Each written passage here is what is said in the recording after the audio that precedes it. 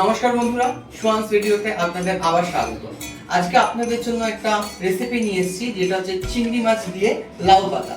এবং এটা তৈরি করার জন্য যে যে সরঞ্জামগুলো লাগবে সেগুলো একবার আপনারা দেখে নেবেন, আর আপনারা এই ভিডিওটা শেষ পর্যন্ত দেখুন। এখানে নিয়ে নিয়েছি আমি চিংড়ি মাছ খোসা ছাড়ানো, তারপর নিয়েছি লাউ পাতা, আপনারা কুমড়ো পাতাও নিতে পারেন। তারপর যেটা নিয়েছি পোস্ত, সর্ষে, নারকেল, রসুন এবং আদা ও লঙ্কা। এবার আমি নিয়ে নিচ্ছি লাউ পাতাগুলো আমাকে কাটিং করতে হবে ছোট ছোট ছোট ছোট করে, তাই একসাথে অনেকগুলো পাতা আমি নিয়ে নিচ্ছি। এবং আপনারা যেভাবে দেখুন যে একটা একটা করে পাতা না করে একসাথে এতগুলো পাতা এরকম ভাবে প্রথমে মোড়াতে হবে। এরকম ভাবে মুড়িয়ে নেবেন, মুড়িয়ে নিয়ে তারপর আমরা এটাকে ছোট ছোট করে ছুরির সাহায্যে কেটে নেব। যতটা ছোট পারবেন ততটা করার চেষ্টা করবেন, বেশি ছোট করলেও অসুবিধা নেই, একটু বড় হয়ে গেল অসুবিধা আশা করি হবে না। আপাতত আমার লাউ পাতা কাটা কমপ্লিট হয়ে গেল। দেখুন কিভাবে লাউ পাতাগুলো কেটেছি আপনাদের দেখিয়ে দিচ্ছি। জাস্ট এরকম করে একটা সুন্দর করে আমরা এরকম ভাবে ঝিরি ঝিরি করে লাউ পাতাগুলো কেটে নেব। এইবার এই পাতাগুলোকে আমি একটুখানি একটা কাজ করবো, জানি না আমার দিদা বলে এই কথাগুলো, হয়তো আগেকার মানুষেরা অনেক কিছু তো জানে, তো সেই কারণেই তার কথা শুনে যে এই পাতাগুলোকে একটুখানি নুন জল দিয়ে ভিজিয়ে রাখছি, যাতে পাতার মধ্যে যদি কোনো পোকা থাকে বা কোনো কিছু থাকে বা যে খসখসে ভাবগুলো থাকে সেগুলো যাতে একেবারে মজে যায়। এবার এই লাউ পাতাগুলোকে আমি এখানে দিয়ে দিচ্ছি, কারণ এগুলোতে নুন দিয়ে একটুখানি রাখতে হবে, কারণ জল ছাড়বে, তাই এটাতে আমি ট্রান্সফার করে নিলাম। এবং আমি এটার পর দিয়ে দিলাম খানিকটা নুন। এবার আমরা বাটাবাটি করার জন্য যে উপকরণগুলো রয়েছে সেগুলো আমরা সবকটা বেটে নেব, তবে আমি মিক্সিতে করব। সমস্ত বাটাবাটি হয়ে গেছে, বাটাবাটি করার পর জিনিসটা ঠিক এইরকম হয়েছে। পুরোটা পিসিনি, কারণ মুখে লাগলে একটু ভালো লাগে নারকেলগুলো। আর আমি এই বাটার সময় সামান্য জল অ্যাড করেছি, না হলে পুরোপুরি শুকনো হয়ে যাচ্ছিল। এরপর আমরা চলে যাব মেন রান্নাতে। এইবার চলে যাচ্ছি আমরা আসল রান্নাতে। এই যে লাউ পাতাগুলো আমি নুন দিয়ে ভিজিয়ে রেখেছিলাম, দেখো কতখানি তোমরা জল বেরিয়েছে। এই জলটা কিন্তু আমরা পুরোপুরি ফেলে দেবো ছেঁকে। এরপর এই লাউ পাতাগুলোকে আমরা সেদ্ধ করব। এবার আমি এসেছি যে এই গ্যাসটাকে আমরা এখন ধরিয়ে নেব। প্রথমে গ্যাসটা আমরা জ্বালিয়ে নিলাম, তারপর একটা ছোট্ট পাতিলে, যাতে ওইটুখানি তো শাক রয়েছে তাই বেশি বড় জায়গা নিলাম না, একটু জল গরম বসিয়ে দিলাম। আর সাথে এটার মধ্যে দিয়ে দিলাম অল্প একটু লবণ। এই লবণটা দেওয়ার পর আমরা যে পাতাগুলো আমরা ওই নুন দিয়ে ভিজিয়ে রেখেছিলাম সেই পাতাগুলো আমরা কি করব, এর মধ্যে দিয়ে দেবো, যাতে একটু সেদ্ধ হয়ে যায়। এইবার চলে এসেছি সেই সেদ্ধ করা পাতাগুলো দিয়ে জল ঝরিয়ে নিয়েছি। সেই জল ঝরা পাতাগুলোকে একটা পাত্রে দিয়ে দিচ্ছি, কারণ এরপর আমরা আস্তে আস্তে সমস্ত কিছু মিক্সড করব। এরপর নিয়েছি 300 গ্রাম মতো চিংড়ি মাছ, খোসা ফেলে মোটামুটি 250 মতো হয়েছে, এবং এতে আমি আগে থেকেই ধুয়ে নুন হলুদ মাখিয়ে রেখেছি।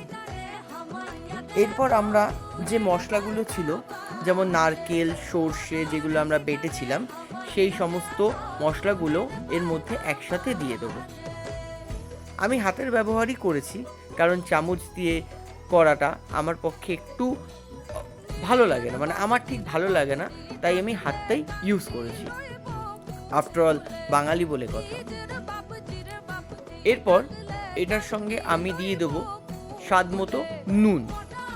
নুনটা আপনারা নিজেদের স্বাদ মতোই দেবেন, যারা একটু বেশি খেতে পছন্দ করেন তারা বেশি দিতে পারেন, অথবা যারা কম খাবেন তারা কম দিতে পারেন। তবে আমি আগে থেকেই যেহেতু বাটাতে এবং লাউ পাতাতে নুন দিয়ে রেখেছিলাম, তো একটু বুঝে শুনেই দেবেন। এরপর দিয়ে দেবো হলুদ, রঙের জন্য, কারণ হলুদটা না দিলে রঙটা ঠিক ফোটে না। এরপর আমি নিজের হাত দিয়েই সমস্ত কিছু মিক্সড করে নেব। হ্যাঁ, তার আগে দেব একটু সর্ষের তেল। সর্ষের তেল না দিলে কিন্তু এই রান্নাটার স্বাদ একদমই ভালো লাগবে না, কারণ কাঁচা সর্ষের গন্ধ অতুলনীয়। এরপর আমরা এটা কি করব, যেহেতু আমরা এটাকে ভাপাবো সেই জন্য আমাদের একটা ছোট টিফিন বক্স লাগবে, যেটা এয়ার টাইট। এই টিফিন বক্সের মধ্যে আমরা এটা দিয়ে দেবো।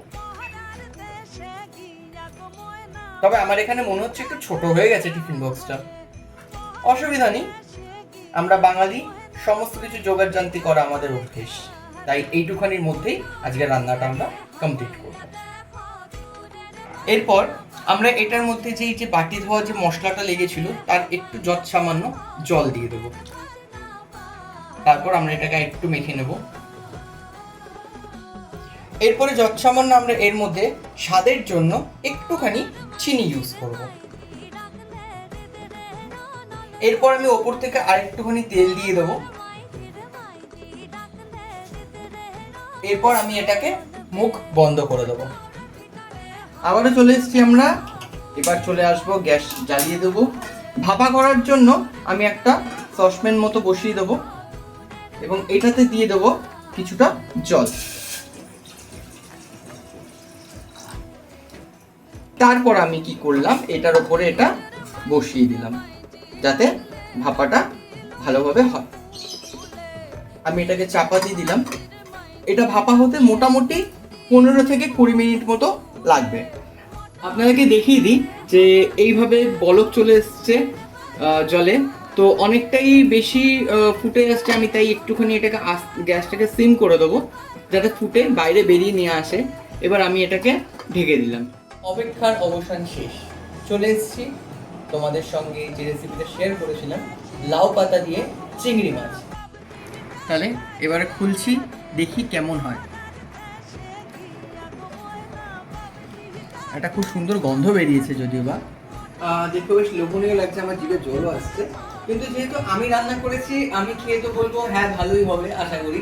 কিন্তু আজকে আমি আমার একজন খুব প্রিয় বন্ধু রয়েছে আমার কাছে, তো সেই হয় আজকে আমার গিনিপিগ। যেহেতু আমি প্রথম এটা রান্না করেছি, তাকে আমি ভাতও বেড়ে দিয়েছি যদিও বা।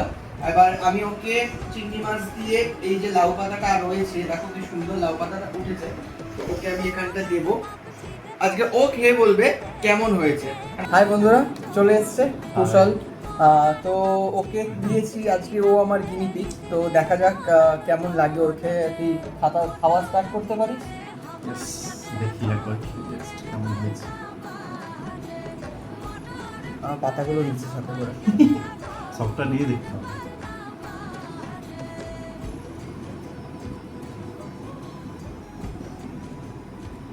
দারুণ হয়েছে, ভালো হয়েছে বলতে। দারুণ হয়েছে। আমি জানি না, ফার্স্ট টাইম আমি করলাম কেমন হয়েছে, তো অসাধারণ আমিও হয়েছে। একটুখানি টেস্ট তোর করে খাটনিটা সার্থক হলো।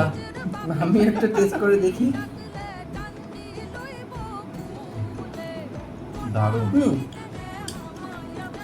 অসাধারণ লাগছে। মনে হচ্ছে না কাসুন্দি দেওয়া আছে, মানে সর্ষের যে ফ্লেভারটা খুব ভালো লাগছে। আর সবথেকে বড় কথা, আমি বিনা চেখে করেছি, তাও দেখছি নুন মিষ্টিটা একদম ঠিকঠাক আছে। প্রপার আছে, সবকিছু একদম প্রপার আছে, বেশ ভালো লাগছে। এর পরবর্তী সময় খুব তাড়াতাড়ি আপনাদের কাছে আবার একটা খুব ভালো সুস্বাদু লোভনীয় রেসিপি নিয়ে চলে আসছি। সোয়ান্স ভিডিওর সঙ্গে থাকবেন, সাথে থাকবেন, পাশে থাকবেন। আর আমার চ্যানেলটিকে সাবস্ক্রাইব করবেন। যদি আমার ভিডিও ভালো লেগে থাকে তাহলে অতি অবশ্যই শেয়ার করবেন, লাইক অবশ্যই করবেন।